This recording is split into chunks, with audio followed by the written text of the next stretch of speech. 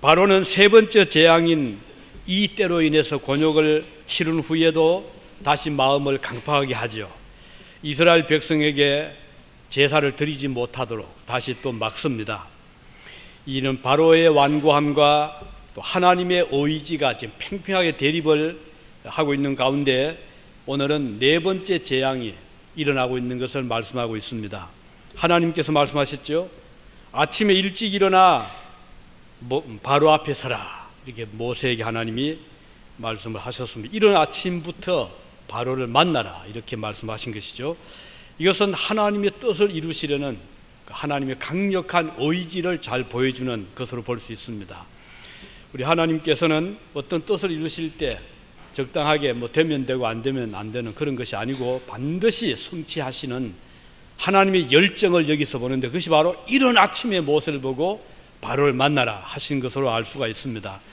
이사야서 9장 7절에 보면 그 정사와 평강의 더함이 무궁하며 또 다윗의 왕자와 그의 나라에 군림하여 그 나라를 굳게 세우고 자금 이후로 영원히 정의와 공의로 그것을 보존하실 것이라. 만군의 여호와 열심히 이를 이루시리라. 여기도 보면 만군의 여호와 열심히 이를 이루신다. 성경에 그런 표현들이 참 많거든요.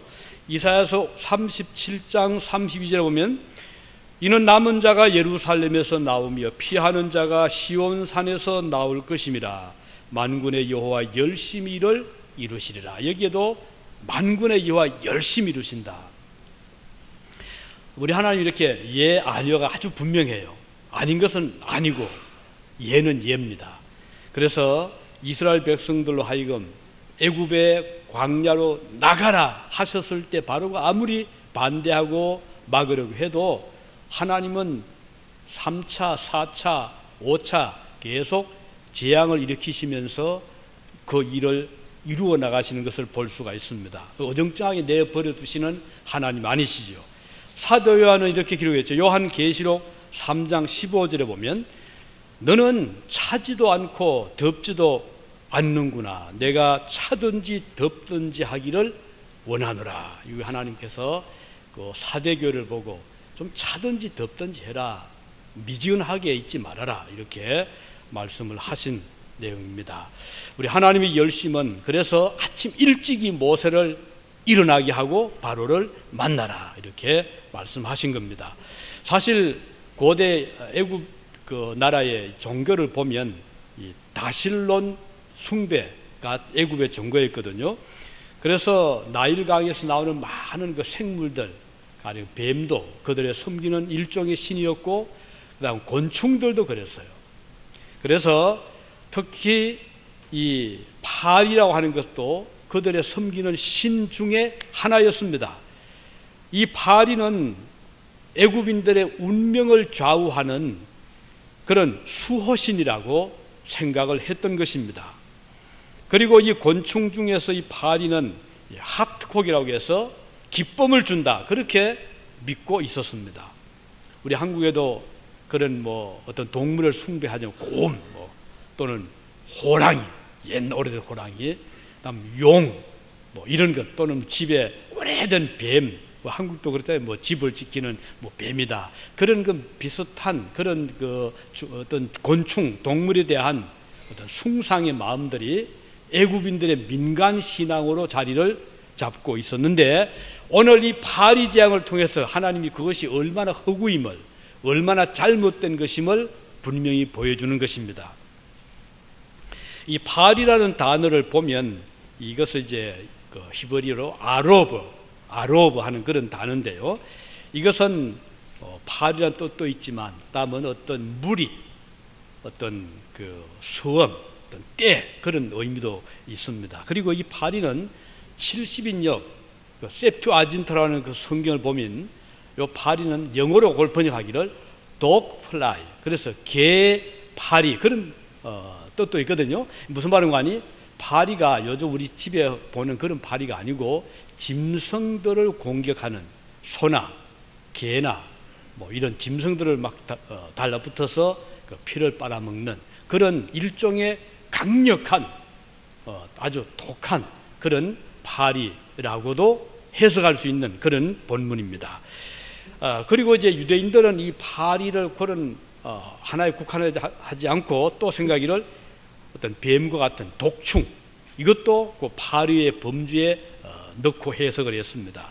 이것들이 공중의 바람에 실려와서 떼를 지어가지고 가축이나 남은 사람, 심지어는 이게 곡식 있잖아요, 또는 과수 이런 데 달라붙어 가지고 진을 빨아먹기 때문에, 그래서 성경 본문에 보면 땅을 황폐하게 한다 그랬어요. 이 말은 곡식이 되지 않도록 막 이제 이 과일이 익어가고 단물이 나올 때 이 파리떼가 달라붙어서 그걸 또 빨아먹으니 그냥 시들어버리고 말라 죽어버리고, 땅을 황폐하는 파리로까지 말씀하고 있습니다.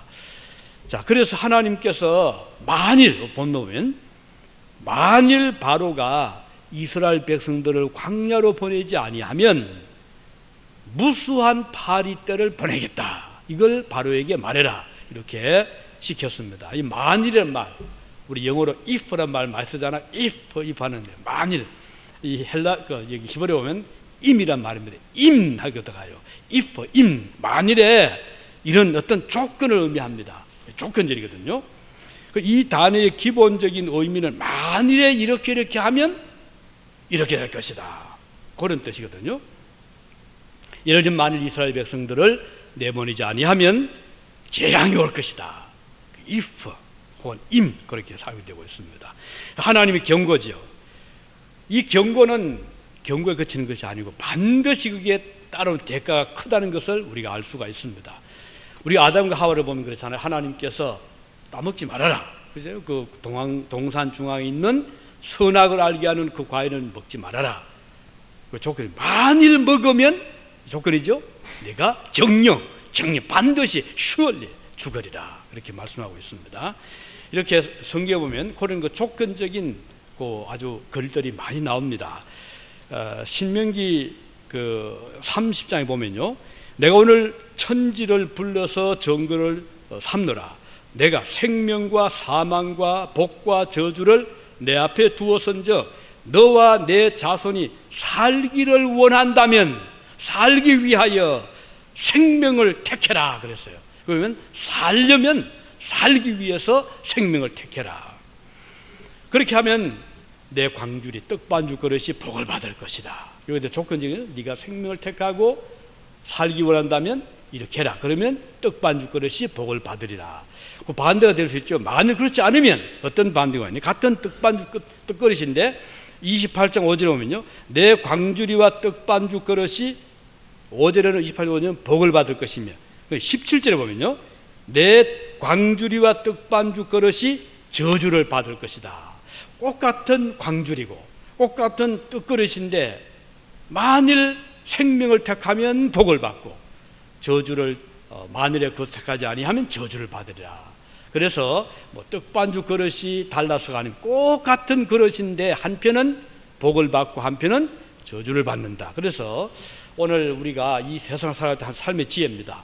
똑같은 집에 살아요. 어떤 사람들은 집이 뭐 잘못돼 가지고 복이 떠났다 이런 분 있잖아요. 뭐 집 방향이 뭐 잘못됐고 또 뭐 몇 월 달에 지은 집이 되고 또는 뭐 이래서 사나워서. 그런데 성경에 보면 그게 아니고요, 같은 집이라도 어떤 사람이 살면 복을 받고 같은 집이지만 어떤 사람이 살면 저주를 받는다. 예를 들면 고센 땅이 애굽의 땅이잖아요. 한 부분이잖아요. 그런데 그 같은 애굽 땅이 있는 고센 땅에는 파리떼가 건접을 못했어요. 고센 땅이 좋아서? 그건 아니거든요. 왜? 하나님 백성이 사니까요. 그래서 하나님 백성이 살면 그 땅이 복을 받습니다. 우리 6.25 사변전, 한국전 전에 우리 김건사님이 사셨던 저 북한 땅 늘 말씀해요. 참 살기 좋았노라고. 먹을 것도 많고 정말 좋은 곳이었다. 지금도 건사 자주 말씀하시거든요. 지금 같은 북한 땅입니다. 어때요? 살기 좋은 땅이라 할 수 있나요? 오죽하면 먹지를 못하고 살 수가 없어가지고 그냥 압록강 두만강을 건너서 도망을 나와야 되고 같은 땅이잖아요. 그래서 우리 오늘 본문에도 보면 같은 떡그릇이고 같은 광줄인데 만일 너희가 생명을 택하면 복을 받을 것이다. 이렇게 말씀하고 있습니다. 출애굽기 8장 3절에 보면 개구리가 하수에서 무수히 생기고 올라와서 궁예와 침실에와 침상 신하의 집 백성의 집에 떡반죽 그릇에 들어갔듯이 오늘 파리떼가 지금 이제는 그 파리떼가 사방에 지금 들어오고 있는 것입니다. 자, 그래서 떡을 먹을 수 없잖아요. 아무리 좋게 떡을 해놔도 사람이 못 먹으니까요. 이거 참 살기 힘든, 이렇게 하나님께서 우리 앞에는 두 갈래 길을 만들어 두신 거예요. 한 길은 축복의 길, 한 길은 저주의 길이라는 것입니다. 그래서 하나님은 그 좋은 증거로 두 산을 하나님이 예를 듭니다. 하나는 거리심산, 하나는 에발산. 근데 에발산은 나무가 없고 아주 민둥산입니다. 아주 가문 산이에요. 거리심산은 그래서 나무도 있고 겨울에 풀도 나오고, 중동 지역이 겨울에 잔디가 나거든요. 여기처럼 같아요. 그래서 거리심산은 축복의 상징입니다.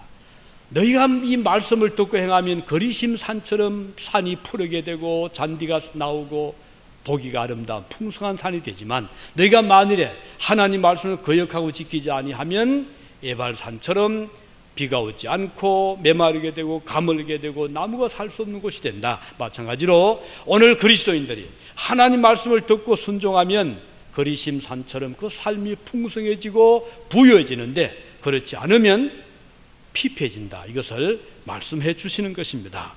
그래서 오늘 우리가 마음 기억할 것은 만일 나는 어떤 길을 선택할 때 만일 이 길을 선택하면 어떻게 될 것인가, 저 길을 선택하면 어떻게 될 것인가, 이 두 가지를 놓고 항상 선택의 어떤 기로에서 바른 길을 선택할 수 있기를 바랍니다.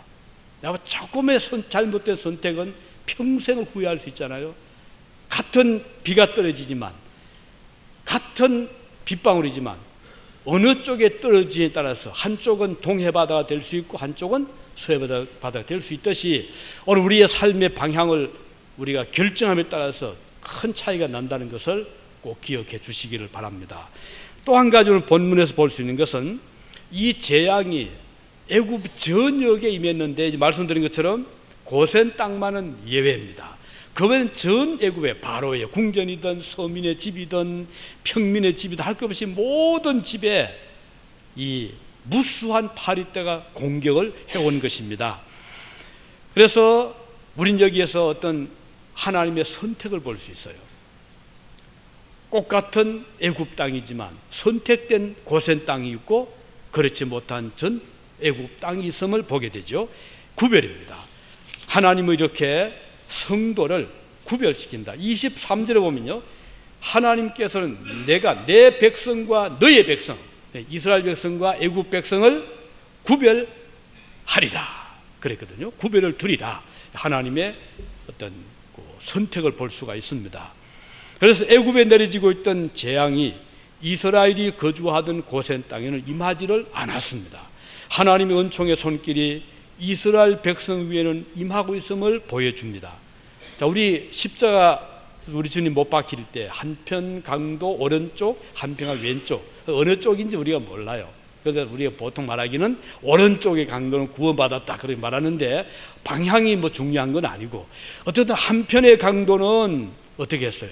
같이 평생토록 강도짓을 하다가 붙잡혔어요. 왼쪽에 있는 다른 강도 같이. 그런데 한편의 강도는 마지막 순간이지만 예수님께 회개합니다. 자기의 잘못을 인정합니다. 용서를 구합니다.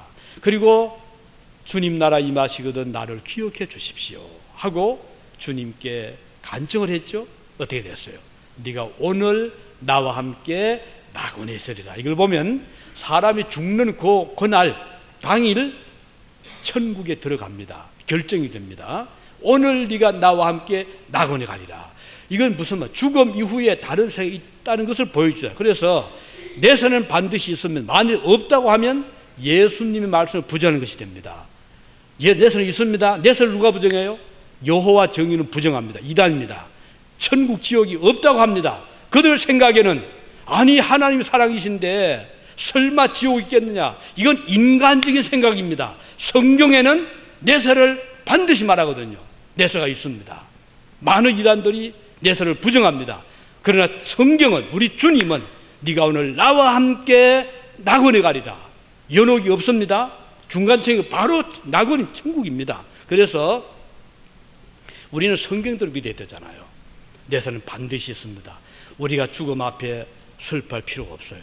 죽음 고 요단강 건너듯이 딱 죽음의 관문을 통과하면 우리는 우리를 기다리시는 주님을 바로 그날 당일날 맞이하게 되는 것입니다. 그런데 한편 강도 어떻게 됐어요?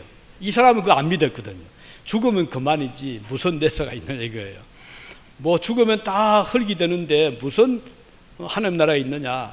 그래서 이 다른 강도는 끝까지 마지막 운명 때까지 주님을 욕하고요, 저주하고 죽었잖아요. 그럼 누가 손해입니까? 누가 불쌍합니까? 누가 슬픕니까? 이거 본인이잖아요. 그래서 오늘 예수 믿으러 하는 것은 목사를 위해 그렇게 말하지 않잖아요. 우리 중앙교회에서 아닙니다. 본인을 위해서입니다. 우리가 전도하는 것은 당신을 위해서 전도하는 겁니다. 당신을 위해서 전도하자. 그렇기 때문에 오늘 선택은 나에게 있는 거예요. 어느 쪽을 선택하냐에 따라서 결정이 되는 거거든요. 천국이냐 아니면 지옥이냐, 영생이냐 멸망이냐 결정이 바로 되는 것입니다. 애굽은 이 세상을 상징하잖아요. 그렇죠? 고센 땅은 구원받은 백성의 나라를 상징합니다. 애굽은 하나님 대신에 파리를 섬기는 나라입니다. 뱀을 섬기는 나라입니다. 애굽은 하나님의 명령을 거부하는 나라에 대한 상징입니다. 결과 어떻게 됐어요? 재앙이 맞잖아요. 그동안 우리가 피가 되는, 나일강의 핏물이 되는 거, 개구리가 올라오는 거, 이때 오는 거, 세 가지 재앙을 우리가 겪었잖아요. 그렇지만 애굽을 보세요. 바로를 보세요. 그때 위기만 모면한 겁니다. 그것만 딱 지나면 또 다시 돌아가 버렸어요. 이것은 참 불행한 거잖아요. 우리가 임기응변 좋아 보이지, 아주 지혜로워 보이지만 그렇지는 않습니다. 임시는 괜찮아요. 우리가 임시로, 여러분 치과 가시면 임시로 이렇게 커버해 주잖아요. 이건 임시입니다. 오래 못 가면 곧 떨어지고 맙니다. 영구적으로 고쳐야 됩니다. 우리가 임시적인 방편 가지고 그때 위기만 모면하면 오래 가지를 못해요. 회사를 경영할 때 또는 어떤 직장생활 할 때 임기응변만을 능수로 생각하지 마시기 바랍니다. 여기 미국에 잘 되는 회사들을 제가 가끔 이렇게 한번 보거든요. 왜 잘 될까? 물론 여러 가지 이유가 있겠지. 그 중에 한 가지 우리가 기억할 수 있는 것은 손님에 대한 배려를 참 많이 하다. 이게 공통점이더라고요. 우선 친절하다거나 아니면 어떤 개런티를 잘해주더라고요. 카스코 참 잘 되잖아요. 미국에서 잘 됩니다. 서베이를 했는데 가장 만족도 높은 직장이 어디냐? 카스코라는 말이 얼마 전에 나오더라고요.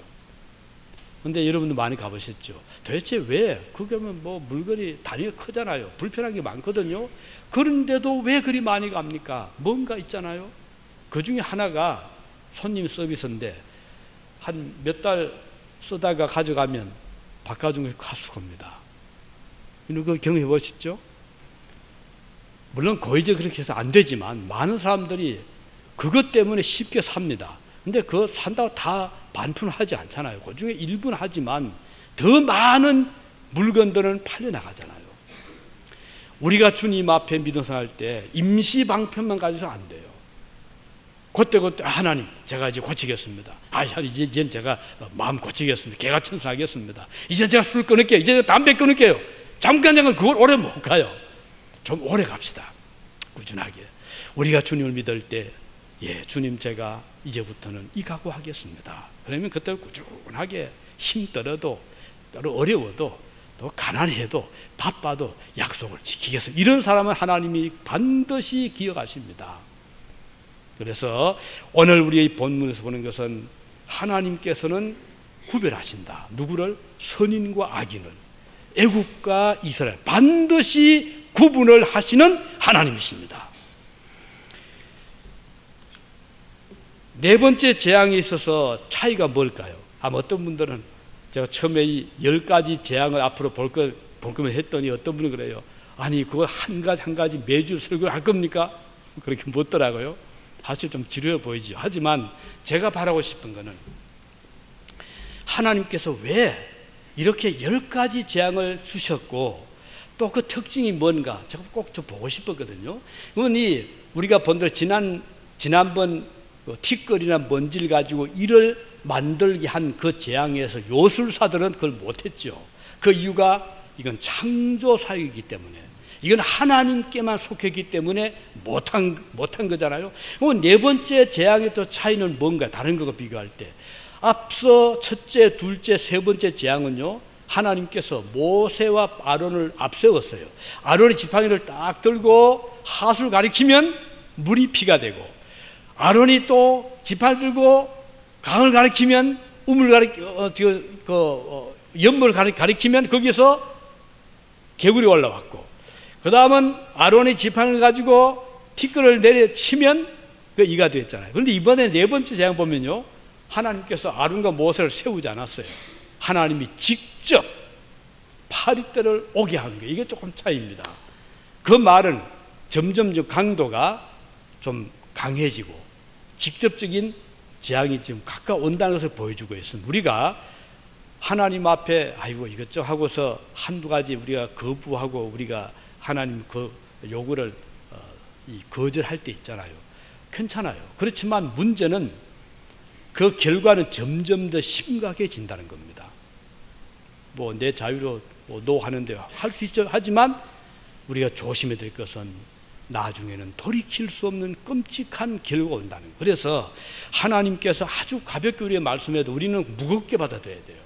하나님이 얼마나 신중하게 한 말씀 하실 때, 이 성경을 기록하실 때 하나님께서 그 많은 책들이 수없이 많고 수없이 많은 말들이 있는데 하나님 딱 쓰고 선택했거든요. 그 많은 말들 중에 중요한 말들을 선택하게 하고, 하나님께서 기록자들을 세워서 그 단어를 선정하고 기록할 때 그 우연이 아닙니다. 그래서 성경학자들은 신중하게 성경을 보게 되는 거예요.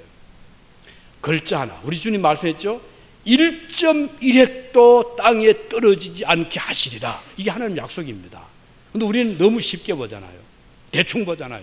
그렇지 않습니다. 우리 하나님은 우리에게 어떤 말씀하실 때 상당한 기간 동안 우리 하나님은 깊이 생각하시고 우리에게 절대로 필요한 말씀을 주시기 때문에 우리가 그 말씀 들을 때 그냥 쉽게 그냥 거절하지 마시기를 바랍니다. 이건 매우 중요한 것이거든요. 그래서 이 세 가지 다른 점은 하나님께서 직접 역사하셨다는 것, 이것이 그만큼 무게 있는 오늘 재앙인 것을 알 수가 있습니다. 그런데 이 재앙을 통해서 24절에 보면요, 얼마나 그 피해가 심하든지요, 무수한 파리, 그 수를 세울 수 없는 무수한 파리가 바로의 궁과 그의 신하의 집과 애굽의 온 땅이 이르니 파리로 말미암아 그 땅이 황폐하였더라. 이것은 사람에게만 공격한 게 아니고 곡식을 공격한 겁니다. 과수를 공격한 거예요. 땅을 황폐하게 만들었어요. 그러니 이것은 무서운 끔찍한 재앙이 아닐 수가 없는 거죠. 이제 말씀드린 대로 이 영어 번역의 어떤 성경은 독플라이, 개파리, 짐승을 공격한 파리입니다. 이거 굉장히 사납고요. 여러분 가끔은 소의 그 파리가 앉거든요. 이거 정말 그 두터운 가죽을 뚫고 들어가더라고요. 무섭잖아요. 그렇게 하면 피를 빨아먹는 이 파리입니다. 이게 사람 피부를 한번 문다고 생각해 보세요. 어떻게 했습니까? 그러니 끔찍하잖아요. 그래서 우리는 하나님의 그 재앙이 얼마나 강한가를 우리는 항상 두려워할 줄 알아야 됩니다. 이 하나님의 공평하고 정의로운 징벌 앞에서는 어느 누구도 굴복할 수밖에 없다는 겁니다. 근데 피할 길은 어디요? 고센 땅밖에 없어요. 딴 데 가면, 고센 땅 들어가면 이건 이제 파리가 완전히 들어오지 못하니까. 그럼 하나님께서 어떻게 고센 땅을 막으셨을까? 지리적으로 뭐 기후가 달라서 아니잖아요. 꼭 같은 기후입니다. 꼭 같은 날짜입니다. 그런데 하나님이 고센 땅의 백성들은 보호하셨거든요. 오늘 저와 여러분도 그래요. 하나님이 보호하시려 하면요, 우리가 차가 몇 바퀴 뒹굴어도 삽니다. 전 그렇게 우리 교우들 많이 보았어요. 이 죽을 사람이 아니고 죽지 않고 산단 말이에요. 하나님 역사 좀 많이 체험하시잖아요. 우리 언제 한번 앉아 계신 한 분인데, 저게 10일가 살 때, 그때 이제 그 10일가 교통사가 참 많이 나요. 뭐 가끔 보면은 뭐 차가 뒤집부리고 뭐 뒹굴러버리고 이러는데, 지금 시카고에 변호사 하신 김성민 변호사님, 집사님이셨는데, 그분이 한 번은 그 부인이 이제 겨우 운전 배워가지고 이제 처음 온다고 처음으로 그 55마일 존 그 11갈 타고 저희 집으로 오다가 그 90도 꺾잖아요. 들어오는데 이걸 못 꺾은 거예요. 그러니까 차가 그대로 밑으로 그 뒤치로, 그러니까 그 밑에 그 게 높잖아요. 개울가로 들어가가지고 또 튕겨 올라가지고 언더 우리 그 펜스를 치고는 저쪽으로 처박혔는데, 그때 자 본인 그 부인 탔지요, 김성민 씨 탔지요, 아이 탔지요. 이건 완전히 뭐 이건 참 죽기 하면 살기입니다. 그런데 하나님 보호하시더라고요. 온 가족이 전혀 안 다쳤어요. 그렇게 차가 내려가서 막 뒹구는데 그게 딱 괜찮았어요. 다만 정신적 충격이 너무 커서 말을 못 하더라고요. 그런 적이 있었죠. 근데 그 후에 또 한 분이 또 오다가 또 차 또 저기 이번엔 또 나오다가요, 한쪽밖에 못 본 거예요. 한쪽에서 다 반드시 오던 아주 큰 그 이제 추럭인데, 어쩌다 엄청 커요. 이게 갖다가 그대로 받아버렸어요. 운전석을. 그런데 살았습니다. 앉아 계신 분들 중에. 근데 그 뒤에 직후에 얼마 뒤에 그 조금 더 플로렌 쪽으로 에서 사고가 났는데, 보니까 제가 그 일부러 가봤거든요. 큰 사고 아니었어요. 차도 거의 안 저희 교우 차는 완전히 망가져서 폐차시켜버리고 토탈 인슈런스 컴퍼니 토탈 취급해버리는데, 그 차는요 조금만 살짝 다치는데 사람은 죽어버리더라고요. 그래서 경찰이 그 뭐 길을 막고 야단 났더라고요. 자, 이런 것을 보면 하나님께서 보호하시고 하면 몇 바퀴 차가 돌듯 하나님이 딱 지킬 수가 있습니다. 하나님 데려가시려고 그러면 별거 아닌데 뭐 하나님이 그대로 불러가시더라고요. 우리의 운명은 우리 손에 있지 않습니다. 주님 손에 있습니다. 이 세상 참 험하잖아요. 고센 땅꽃 같았어요. 하지만 주님이 보호하시니까 파리 때도 공격을 못합니다. 개구리 때 공격 못했어요. 괜찮았어요. 우물물 괜찮았어요. 오늘 문제는 하나님의 은혜가 우리가 참 중요한 겁니다. 일생토록 주님을 의지하시고 무엇을 하든지, 공부를 하든 사업을 하든 또는 직장생활을 하든 주님을 의지하고 믿음으로 살아가시고, 제발 좀 이런저런 세상 걱정, 염려, 핑계하지 마시기를 바랍니다. 우리 주는 살아계신 분이에요. 그리고 오늘 본문 마지막으로, 자 바로가 이제 너무 힘드니까 모세를 불렀죠. 불러가지고는 기도 좀 해줘라 이랬습니다. 이 세상에 바로가 기도의 힘을 알았어요. 그동안 겪어보니까 바로가 기도하니까 이게 물이 다시 정사 돌아가질 않나요? 기도하니까 개구리 떼가 쫙 내려가질 않나요? 기도하니까 파리 떼가 사라지고. 그러니 이 바로가 그 기도의 맛을 안 거예요. 그래서 이제 모세를 보고, 자 기도 좀 해달라, 좀 이거 파리도 좀 물러가게 기도해달라 요청. 그러면서 하는 말이, 그래 내가 허락할 테니까 제사를 드려라. 드리는데 왜 광야까지 가려 그러냐, 가지 말고 여기 땅에서 제사를 드려라. 이렇게 딱 제안을 한 겁니다. 많이 바뀐 거죠. 그동안 어림도 없었어요. 제사 무슨 제사냐, 뭐 제사는 필요 없어요 하고 이 반대하던 바로가 너무 힘드니까, 그래 제사를 지내는데 이 땅에서 제사 드려라, 그리고 제발 기도 좀 해달라 이겁니다. 근데 모세가 어떻게 했어요? 이게 다시 말해 타협을 하자 이겁니다. 그러니까 적당하게 하나님께 제사 드리면 안 되느냐. 근데 모세는 이런 지하로 안 됩니다. 우리는 가야 됩니다. 그랬죠? 그랬더니 바로가 또 궁리한 거예요. 그 다음은 두 번째 타협입니다. 그러면 가되 멀리 가지 말고 가까운 데 가서 제사를 드려라. 또 안을 냅니다. 그럼 모세가 조금 마음이 약해지면 그 정도로 양보해 주는데 들을만 하잖아요. 이건 뭐 처음에 반대하던 것에 비하면 엄청난 양보잖아요. 대애굽의 바로 왕이. 그런데 모세가 어떻게 했어요? 그것도 안 됩니다. 그랬어요. 우리는 사흘 길을 가야 됩니다. 멀리 가야 돼, 이겁니다. 때때로 우리가 타협을 들을 때가 있거든요. 적당히 믿읍시다. 뭐 그렇게 어렵게 믿으려고 하나요? 적당히 해요. 적당히 섬겨요. 그럴 때 참 많잖아요. 하나님 앞에 적당히 통합니까? 우리 인간 세상은 정치가들은 적당히 필요합니다. 타협이 절대로 필요해요. 야당이다 무조건 싸울 게 아니라, 이번 오바마도 지금 막 타협 많이 하고 있잖아요. 지금 우리 한국도 타협 많이 하고 있잖아요. 그런데 정치하고 믿음은 다릅니다. 우리 신앙은요, 진리 문제이기 때문에 적당히 타협해서 될 것 같으면 좋지요. 우리 성경은 그것을 허용하지 않습니다. 그러니까 진리와 비진리고 세상과 하나님이지, 적당히 이렇게 해서 한 절반쯤은 세상에, 절반쯤은 하나님, 이렇게 하면 되게 편리해 보이고 좋아 보이지만 하나님은 그것을 기뻐하지를 않습니다. 그렇기 때문에 우리는 이 바로가 아무리 우리 땅에서 제사를 지내라 해도 모세는 안 됩니다. 그럼 가까운 데 나가긴 나가는데 하루쯤 가라, 안 됩니다. 이랬거든요. 여기서 우리는 타협의 위험성을 보게 됩니다. 우리가 하나님 앞에서 이런 유혹을 받을 때가 참 많이 있습니다. 그럴 때마다 우리 이 말씀 생각하시고, 하나님 앞에는 타협이 아니다. 타협은 용납하지 않는구나. 그래서 우리가 항상 그 마음을 진리로 이렇게 바로 이 무장을 시켜 나갈 필요가 있습니다. 자, 그러면 이 타협에 대해 조금 말씀드리죠. 요즘 이것은 이 사상적으로 보면 포스트 모더니즘 이렇게 말하거든요. 그러니까 이 최후기 시대입니다. 이 사상 중에 하나가 이 타협이라는 것이 있습니다. 그러니까 너도 옳고 나도 옳다, 이게 좋은 게 좋지 않아, 이런 생각입니다. 쉽게 말하면, 다시 말하면 절대주의가 아니고 상대주의입니다. 그러니까 희거나 검거나 극과 극이 아니라 적당 회색입니다. 이게 오늘 이 현대 포스트 모더니즘의 특징이거든요. 절대성이 부정되고 보편적 진리가 거부됩니다. 모든 것은 주관적이고 경험적이라는 것입니다.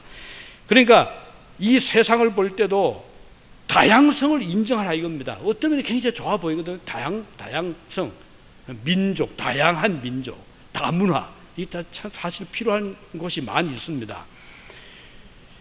그런데 이제 문제는 발이라는 발이때라는 말에서 보면 아까 말씀드렸죠. 어떤 발이때라는 뜻도 있고, 여기 또 무슨 때, 어떤 이렇게 합쳐져 있는 거, 여기는 혼합하다는 뜻도 있습니다. 섞여 있다는 뜻도 있어요. 그러니까 이 발이 재앙은 혼합주의, 섞여 있는 적당한 세상과 하나님 적당하게 타협하는 이것에 대한 경고라고 볼 수가 있는 것입니다. 사탄은 늘 성도의 삶을 그렇게 유별되게 살지 못하도록 계속 우리를 막고 있습니다. 그러니까 꼭 그렇게 너만 잘 믿는 것이 믿지 마라 이거예요. 적당히 믿어라 이거거든요. 딱 잘라서 하나님을 섬기지 말라고 요구하지는 않습니다. 그러나 세상과 하나님을 적당히 섞어서 살아가라 이렇게 말하거든요. 자, 교회의 발걸음은 끊지 말되 너무 깊이 빠지지 말아라, 이런 말 참 우리 많이 듣잖아요. 너만 예수 믿는 게 아니잖아요. 너 혼자 믿느냐, 그러지 마라 이렇게 말하거든요. 적당히 믿어라. 너 혼자 잘 믿는 것처럼 하지 말아라. 사실 들어보면 그럴듯해 보이죠. 세상의 깊은 어떤 한 부분에 닻을 내려오는 배처럼 한쪽 부분에다가 딱 세상을 붙잡고 그 다음 다른 부분은 적당히 해안가를 이렇게 좀 다녀봐라 그겁니다. 그럼 이 배가요, 그 해안 근처는 줄이 있으니까 좀 뜰 수 있지만 깊은 바다에 갈 수가 없죠. 이 닻이 있는 한은 자꾸 붙잡습니다. 그래서 멀리 못 가게 해요. 그 해안가만 있게 합니다. 그러나 주님은 깊은 데 가라. 사실 배가 힘있게 항해하기 위해서는 물이 깊어야 되잖아요. 또 바다 깊이 나가야 멀리 갈 수 있잖아요. 우리의 신앙생활이 세상의 줄을 딱 잡고 있는 한은 멀리 갈 수가 없어요. 왜 믿음이 안 자라나요? 생각해 보세요. 믿음 잘하지 않으면 어느 한 부분 내 마음이 세상에 있기 때문입니다. 그것을 못 끊기 때문입니다. 어떤 어느 날 부자가 주님께 왔잖아요. 와서 선생님, 제가 어떻게 하면 영생을 얻겠습니까? 이 청년이 많이 고심했어요. 가진 것은 뭐, 부모님께 재산도 많이 받았고 또 자신의 지금 사업도 잘 되고 돈도 많고 좋습니다. 그런데 이 근심, 이 고민은, 그런데 영생에 대해 자신이 없어요. 그래서 주님 앞에 와서 어떻게 하면 영생을 얻겠습니까? 영생을 붙잡고 싶었어요. 그래서 주님이 그 청년을 보고 참 아주 기특하잖아요. 그래서 그래, 그러면 네가 계명을 지켜라 그랬어요. 그랬더니 청년이 신이 난 거예요. 예, 저 어릴 때부터 저 계명을 잘 배웠습니다. 저 십계명을 잘 지킵니다. 안식일도 잘 지키고요, 이웃을 사랑하고요, 그리고 11조도 내고요, 저는 도적질하지 않습니다.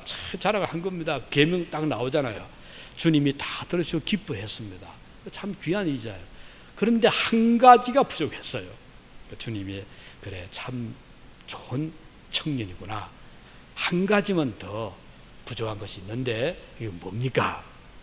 내 재산을 팔아 구제하고 나를 따르라. 주님이 그 핵심을 탁 찔렀어요. 이 청년이 다 좋은데 이것만은 놓을 수가 없어요. 뭔가요? 재물에 대해 애착. 이거는 자기 생명처럼 생각한 거예요. 이걸 놓다니. 주님이 그걸 딱 지혜했거든. 그랬더니 청년이 그걸 팔고 좀 따라갔나요? 어떻게 했죠? 얼굴에 근심빛을 띄우고 돌아가니라. 결국은 그 주님 가까이 왔다가 돌아가고 말았어요. 우리가 이런 경우 많이 있잖아요. 나는 이것만은 못 놓습니다. 그것이 명예가 될 수 있습니다. 그것이 세상의 애착이 될 수 있어요. 그것이 물질이 될 수 있고 권력이 될 수가 있습니다. 이것들까지 포기를 하지 아니하면 믿음 생활에 성공할 수는 없는 거예요. 그래서 이게 바로 타입이거든요. 적당한 선에서. 오늘 여러분, 진정 저와 여러분이 예수님의 제자라고 할 수가 있습니까? 제자, disciple, 제자도. 그러면 스승하는 길을 따라가야 됩니다. 스승의 그 생각을 닮아가야 되고 스승의 교훈을 받아들여야 되는데, 우리 주님 가신 길이 어떤 길입니까? 주님은 참 한 길이었잖아요. 명예 주님 절대로 안 따랐어요. 주님 권력, 유대인들은 주님 왕으로 삼고 세우고자 했잖아요. 주님이 거기 욕심낸 적이 없었죠. 오늘 많은 정치가들이 못해 그렇지, 대통령으로 세우려면 다 좋아하잖아요. 누가 반대하겠어요? 요즘 뭐 한국에 보니까 뭐 막 좀 또 새 그 정치한다고 야단이더라고요. 대통령이 세우자면 누가 반대해요? 저 같아도 뭐 얼씨구하고 가겠죠. 그런데 우리 주님은 거기에 조금도 흔들리지 않았어요. 주님은 거기에 딱 거절하셨잖아요. 주님 부요함에 유혹받으신 적이 있나요? 여우도 굴이 있고 공중의 새도 거처할 곳이 있는 인자는 뭣도 없다 그랬죠? 머리 둘 곳도 없다. 주님은 물질 욕심 없었어요. 우리 주님 권세, 물질 욕심, 또 주님 이 세상에 대한 어떤 왕국에 대한 꿈 키우셨나요? 없었잖아요. 주님은 오직 한 길이었어요. 그럼 그를 따른 제자라면 적어도 그런 좀 모습은 닮아야 되잖아요. 주님을 따라간다고 하면서 세상 욕심을 다 잡고 있다면 예수님의 제자라 할 수 없잖아요. 그래서 오늘 좀 여러분에게 부탁드리고 싶은 것은 우리 제자도를, 주님의 제자답게 우리 좀 생각을 날마다 좀 정리해 갑시다. 욕심 있거든 하나, 한꺼번에 다 못할 수 있거든 조금씩이라도 괜찮아요. 하루에 한 가지씩이라도 요거 정리하고 저 정리하고 이렇게 하다 보면 한 10년 지나면 많이 달라지지 않겠습니까? 그리고 주님 앞에 설 때가 되면 주님 앞에 얼마나 우리가 성자는 못 된다 하더라도 그래도 어느 정도까지는 주님께 인정을 받고 칭찬을 받지 않겠습니까? 그래서 오늘 여기 파리 때 재앙은 여러 가지 생각을 하게 해줍니다. 그래서 우리로 하여금 세상의 것들을 미련 없이 끊고 오직 주님을 바라보고 나가게 하는, 세상에 우리가 두고 있는 끈을 좀 과감하게 끊을 수 있는 이런 자가 되기를 진심으로 바라는 것입니다. 우리의 신앙, 오직 하나님을 따라가야 되는 신앙, 그것이 진정으로 우리가 바람직한 또 참된 신앙의 길로 생각합니다. 혼합주의로 사는 것은 이건 세상적인 판단을 본다면 지혜로워 보일 수 있겠지만 하나님 앞에서는 그러지를 않습니다. 바로가 요구하는 것은 애굽에서 너무 멀리 가지 말아라. 하나님은 멀리 떠나라. 요겁니다. 세상에서 멀리 떠나라. 바로는 안 된다. 가까이 있어라. 그래서 어떤 목회자는 이것을 적당주의의 장벽이라고 말을 했습니다. 불리한 상황이 오면 빨리 도망갈 수 있도록 조금만 발을 담궈라. 어디? 믿음에다가. 이건 세상 사람 생각이죠. 상황을 봐서 무릎까지만 담그라. 그것도 아니죠. 필요할 때는 이 가슴까지 담그라. 그것도 아니죠. 우리는 전체를 저 깊은 은혜의 바다에 담글 수 있어야 될 것입니다. 히브리서 10장 22절에 보면 참 마음과 온전한 믿음으로 하나님께 나가자 그랬어요. 온전한 믿음, 이것입니다. 우리가 기차를 움직일 때 옛날 전기기관차 있죠. 거기 물을 끓여서 그 육중한 쇳덩어리를 움직입니다. 그런데 그 기관차가 힘차게 달리기 위해서는 펄펄 끓는 보일러가 있어야 됩니다. 뜨겁게 끓여야 그 기차가 움직여갑니다. 적당하게 미지근한 물과는 절대로 못 움직입니다. 신앙의 적당주도 마찬가지입니다. 적당하게 믿으면서 많은 분들이 왜 저는 기도에 응답이 안 됩니까? 이런 분들이 많이 봅니다. 왜 저는요 그런 좀 체험이 없습니까? 그런 말 많이 듣거든요. 그때마다 저는 생각합니다. 당신이 얼마나 주님 앞에 기도했습니까? 얼마나 주님 앞에 한 마음으로 주님을 의지했습니까? 믿는 것은 조금인데 큰 것을 바라는 것이 맞지 않잖아요. 기도는 적당히 하면서 건성건성 말 많이 하대요. 뭐 북한에 뭐 건성건성 박수치다 죽었다. 건성건성 믿으면서 하나님 앞에 왜 안 됩니까? 이거는 안 맞잖아요. 우리가 좀 뜨겁게 기차의 그 화통이 뜨거운 불 속에서 그 힘찬 그 전기가 막 나와서 기차 움직이듯이 믿음의 뜨거운 열정이 우리에게 필요한 것입니다. 그래 주님께서 그것을 보시고 우리에게 응답도 하시고 능력을 베풀어 주시는 것입니다. 신명기 10장 12절에 보면 이스라엘아 내 하나님 여호와께서 내게 요구하시는 것이 무엇이냐 곧 내 하나님 여호와를 경외하며 그 모든 도를 행하고 그를 사랑하며, 그 다음 보세요, 마음을 다하고 성품을 다하여 내 하나님 여호와를 섬겨라. 우리가 주를 섬길 때 마음을 다하라 그랬습니다. 성품을 다하라 그랬습니다. 또 목숨을 다하라 그랬습니다. 이런 신앙이 없이 어떻게 우리 주님 앞에 믿는다고 말할 수 있겠어요? 적당히 믿는 것 주님 기뻐하지 않습니다. 적당한 봉사 주님 기뻐하지 않습니다. 우리 주님은 온전한 헌신을 요구하시는 거예요. 온전한 헌신을 주님이 바라시는 것이에요. 그래서 하나님 앞에는 이거 하면 저거지 한 절반 정도 아날 삽비라가 왜 죽었습니까? 그들은 연보 많이 했어요. 아마 엄청난 돈일 겁니다. 집을 땅을 팔았잖아요. 그런데 왜 죽었어요? 적당한 봉사입니다. 적당한 절반 정도. 주님 기뻐하지 않잖아요. 우린 주님 앞에 좀 온전한 마음을 드립시다. 이거 주님 기뻐하는 거예요. 우리 교회가 그렇게 되기를 바라는 것이에요. 그래서 지난 우리 19년 동안 뭐 저도 부족이 너무 많습니다. 하지만 제 마음속은 이거 하나만 늘 있었어요. 전부를 드리자. 전체를 주님 앞에 드리자. 내 몸과 마음, 내 자녀, 우리 가족 전부를. 때로는 그러다 보니까 오해를 많이 받더라고요. 전 목사는 뭐 가족을 돌보지 않는다 뭐 이런데 제 마음은 그게 아니거든요. 주님 앞에 드리다 보니까 아이들에 대한 그 관심을 쓰기 참 쉽지 않더라고요. 주님 뭐 아이도 그래 남들 주는 거 다 주고 그러면 제가 도둑이 제가 돼야 됩니다. 제가 나가 이럴다가 돈을 벌어야 돼요. 어떻게 두 가지 못하다. 그러다 보니까 한쪽 희생이 오더라. 하지만 제가 느낀 것은 하나님이 그 나의 부족한 부분을 채워주시다는 거예요. 주님이 우리 약함을 아시기 때문에 제가 못하는 부분 제가 싫어서 하는 게 아니잖아요. 그렇지만 주님이 제 중심을 보시니까 채워주시더라고요. 오늘 저와 여러분 하나님 앞에서 전적인 헌신, 전적인 봉사하심 주님이 절대로 버리지 않습니다. 고센 땅처럼 파리떼가 못 오게 막아주시고 그리고 우물물이 피가 되지 않도록 막아주시고 이때가 공격 못하도록 막아주신 하나님이십니다. 이런 믿음이 든든히 서셔서 오늘 이 마지막 어려운 때에 하나님의 축복된 삶을 살아가시기를 바랍니다. 기도하시겠습니다. 자비로우신 우리 아버지 하나님, 은혜를 감사드립니다. 오늘 주신 말씀 마음에 새기면서 우리가 하나님 앞에 전폭적인 헌신을 하는, 온전히 주님을 섬길 수 있는 저희가 되게 하여 주시옵소서. 우리 구주 예수님의 이름으로 기도드리옵나이다. 아멘. 우리 이 시간에 우리